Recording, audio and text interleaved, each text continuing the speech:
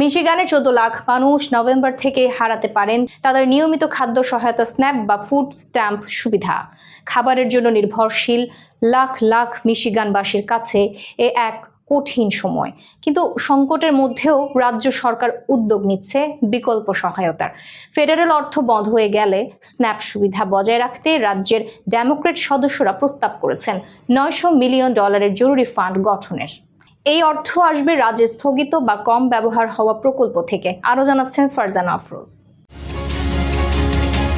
Supplemental nutrition assistant program মিশিগানে প্রতি মাসে গড়ে একজন সুবিধাভোগী পেয়ে থাকেন প্রায় $335। এই অর্থ দিয়ে মুদি দোকান, ফার্মার মার্কেট ও স্থানীয় বাজারে খাবার কেনেন 14 লাখ মিলিয়ন মিশিগানবাসী।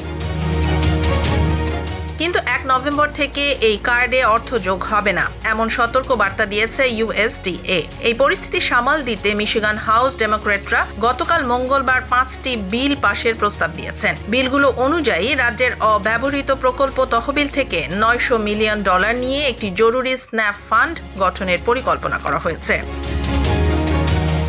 তবে USDA স্পষ্ট করে জানিয়েছে, যদি কোনো রাজ্য নিজস্ব তহবিল দিয়ে স্ন্যাপ সুবিধা চালু রাখে, ফেডারেল সরকার সেই অর্থ ফেরত দেবে না। মিশিগানের অ্যাটর্নি জেনারেল ডানা নেসেল ইতিমধ্যেই 25টি রাজ্যের সঙ্গে মিলে ট্রাম্প প্রশাসনের বিরুদ্ধে মামলা করেছেন। অভিযোগ, স্ন্যাপ সুবিধা স্থগিত করা অবৈধ ও অসাংবিধানিক।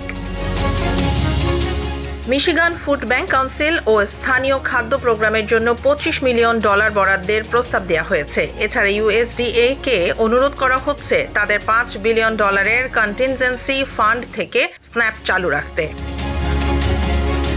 ডেট্রয়েটের খাদ্য বিতরণ কেন্দ্রগুলোতে ইতিমধ্যে ভিড় বাড়ছে। ফরগটেন হারভেস্ট ও গ্লিনার্স ফুড ব্যাংক জানিয়েছে, চাহিদা বেড়ে গেলে তারা কয়েক সপ্তাহের মধ্যেই মজুদ শেষ হওয়ার আশঙ্কা দেখছে।